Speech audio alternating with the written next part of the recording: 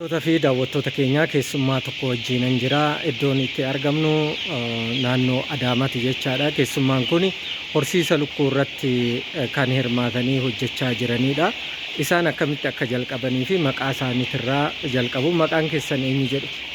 Maqaan koo Taarree Firoomsaan jedhama. Guddaa galatoomaa. Taarree osoo lukkuu cuucii guddisaa jirtanii iddoo itti hojjettanitti walitti dhufnee jechaadha. Cuucii guddisuu yoom jalqabdanii hojii isaa akkamitti akka eegaltan hima. Hojii cuucii guddisuu kan hin eegale barisaa tureera. Gaamma keessatti tureera. Bara 2008 eegale. Bara 2008 kaasnee egaa hagammaatti si'a tokko caacitii guyyaa tokko fuunee guddisa. Kan buphaas hojjechaa. Kan foonisa ayyaana waggaatti kan foonisa hojjechaa. Amma waggaa 10 fi waggaa 10 ta'eera jechuudha hojii kana eegaluun keenya. Egaa akka argaa jirrutti muuxannoo guddaa akka horachaa jirtan argaa jirra. Cuucii meeqarraa horsiisuu jalqabdanne? Baay'ee gaariidha. Bara 2008 yeroo jalqabne waldaadhaan gurmoomneeti kan eegalle. Waldaadhaan gurmoomne nama sadiidhaan jalqabne. Nama sadiin jalqabne osoo hojjechaa jirru nama sadiin jalqabne lukkuu 1,000 guddisne. Lukkuu 1,000 sadiitti guddisne. Isaan booda bara 2008 waldaa maal hojjechaa baane. Bara 2009 gara dhumaa waldaan kun sadan keenya iddoo adda addaatti baanee of dandeenye qofaadhaan hojii kana eegalle jechuudha. Mee yeroo gurmooftan san bulchiinsi magaalaa akkasumas mootummaan deeggarsa maalii isinii godhee gara hojii kanaa seentan? Mootummaan deeggarsa guddaa nu godhe. Saayinsiin lukkuu kanaayyuu hin beekamu ture yeroo sana.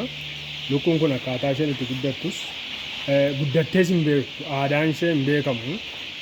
Reefumaa yeroo sana hojjedhaan hin jedhee walitti nu gurmeesse haala nu mijeesse. Haala mijataa sana keessa dhaabannee immoo liqa arganne sanaan hojii eegalle akkuma jalqaba kaasuudhaaf yaale hojii eegalle waggaa tokkoon booda immoo of dandeenye liqa sana ofirraa galchine isaan booda of dandeenye of danda'oo taane sadan keenya mataatti dorgomaa taane hojii kanatti fufne jechuudha. Baay'ee gaariidha. Akkan argaa jirutti cuuciiwwan kun akkan argaa jirutti guyyaa 18ffaa isaaniiti. Haa ta'u malee kunuunsi keessan guddaa waan ta'eef baay'ee gurguddatanii jiru. Kuni muuxannoo irraa dhufe jettuume? Dhugaa dubbachuudhaaf hojii lukkuu keessatti qulqullinaa fi kunuunsatu barbaachisa. Hojii lukkuu laakkoo amma argamaa jiru kana lama mucaan kun amma qodaa qulqulleessaa jira. Qodaa ishee qulqulleessaa jira. Qodaa ishee itti nyaattu qulqullaa'uu qaba.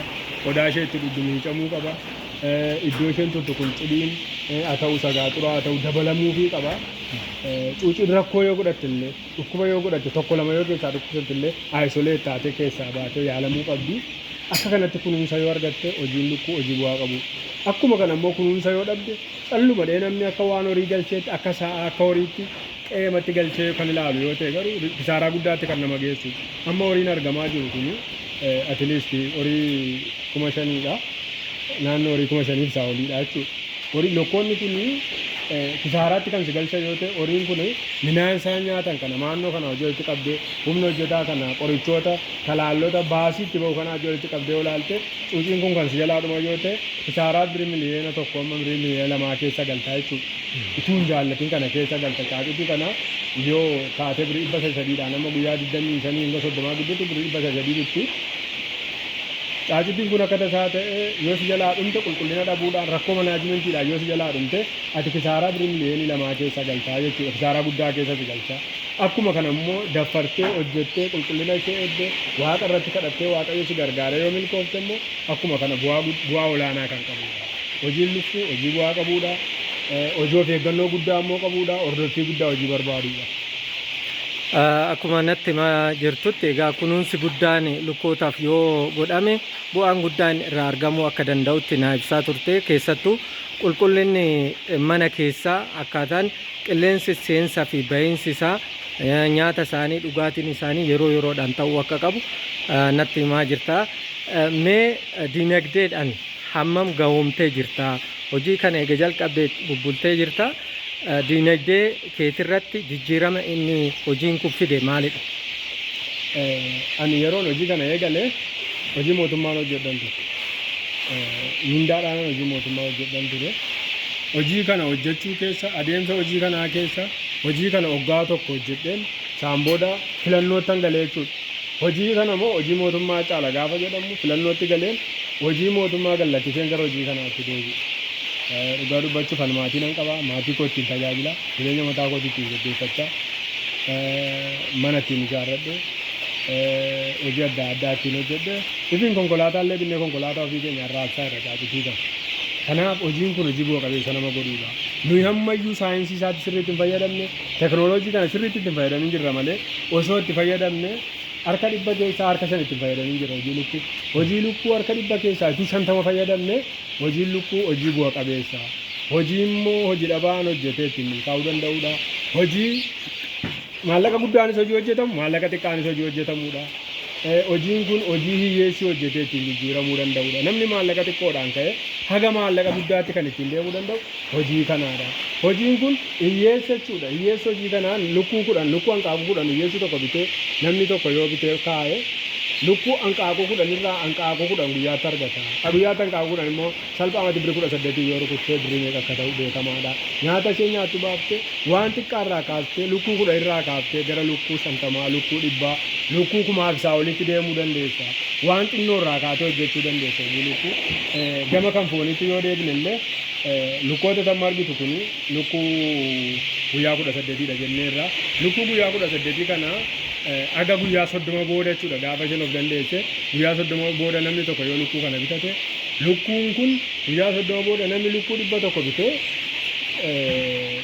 ji'a lama bichaa qallabe jechuudha.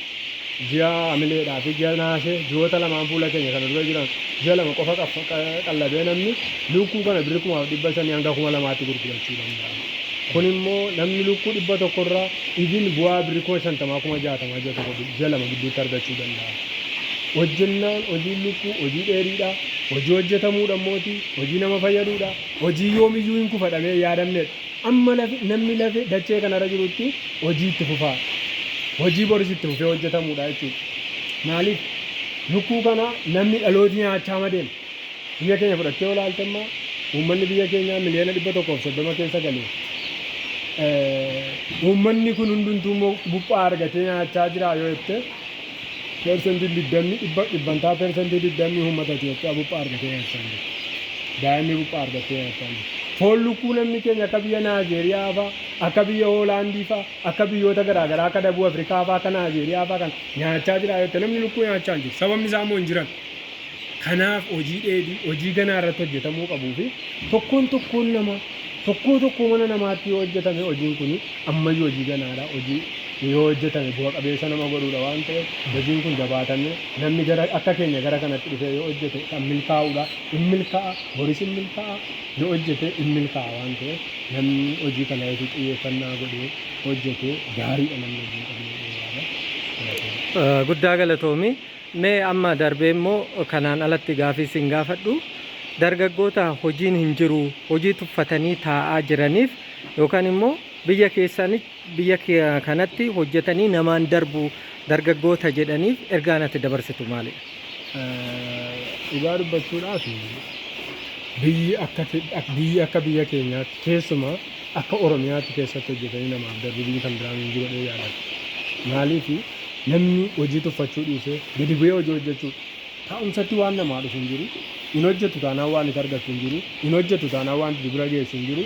Garuu hin hojjeta yoo ta'e namni tokko biyya kana keessatti akkuma nama dubbachaa ture har'a namni jechuudha hojii oomishuma adda addaa jechuudha. Hojii lukkuu kanatti dabalataa hojii hedduu jira. Har'a timaantimiin kiiloon tokko magaalaa kanatti birrii 70 hanga 80.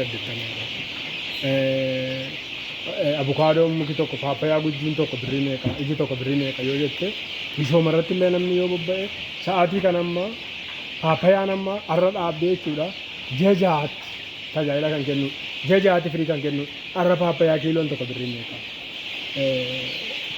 avukaadoo kiiloon tokko birrii meeqa burtukaanii kiiloon tokko birrii meeqa yoo jette oomishi harka keenya keessa jiru. Oromiyaa lafa akka Oromiyaa kana irra teenye biyya akka Oromiyaa kana keessa jiraachaa gara biyya hormaa barbaadu hojii dhabneedhanii taa'uun dhugaadha nama saalfachiisa. Hojiiwwan garaagaraa jira dameen hojii garaagaraa jira. Oomisha bilookeetii yoo fudhatte hojiiwwan har'a namni irratti hirmaatee hojjetee jijjiiramuu danda'u hojii baay'ee jira. Kanaaf namni yoo hojjete biyya kana keessatti gad of deebisee yoo hojjete hojiin jira. Dargaggeessi keenya immoo gadi bu'ee hojii hojjechuu qaba. Hojii hojjetee jijjiirama fiduu qaba. Dhugaa dubbachuuf hojii mootummaas argineera, hojii garaagaraas argineera. Namni akka hojii mataa isaatiitti kan nama gammachiisu hin jiru. Hojii mataa keetii yoo hojjette gammachuu irraa qabda, nagaa irraa qabda, hojjettee bu'aa gaafa argachaa deemtu gammadaa deemta, amilee horachaa deemta, nama biraaf fakkeenya ta'aa deemta. Kanaaf yoo hojjetanii hojiin biyya keenya keessa jira. Dargaggoonni biyya keenyaa jabaatanii hojjetanii hojjennaan milkaa'insa jira, hojjennaan ce'uu jira, hojjennaan gammachuu jira waan ta'eef Waaqayyoon kadhatanii hojii akka hojjetanii gara biyya biraa yaaduurra gara biyya biraatti dhaqanii daganaa garboomanii biyya namaa keessa rakkachuudha. Biyya ofii keessa mataa ol qabatanii hojjechuutu caalaa. Egaa dhaggeeffattoota fi daawwattoota keenya obbo Taarraqany akkuma ibsaa turanitti lukkuu horsiisanii cuucii guyyaa tokko horsiisanii yookaan immoo hanqaaquudhaaf ta'an lukkoota ofitti fudhatanii mana ofii qabanitti qulqullinaa fi nyaata isaanii akkasumas dhugaatii isaanii qopheessanii yoo hojjetan waan namaa darbuudha. Biizinasii garaagaraallee hojjechuun akkuma jirutti ta'e hojii lukkuun immoo hojii reefu hojjetamaa jirudha. Obbo Taarraqany guddaan galateeffadha. Obbo Taarree egaa dhumarratti ergaan isin namoota hojii barbaadaniif yookaan immoo isin wajjin hojjechuu barbaadaniif ergaa dabarsuu yoo barbaadan isa carraasan isinii kenna.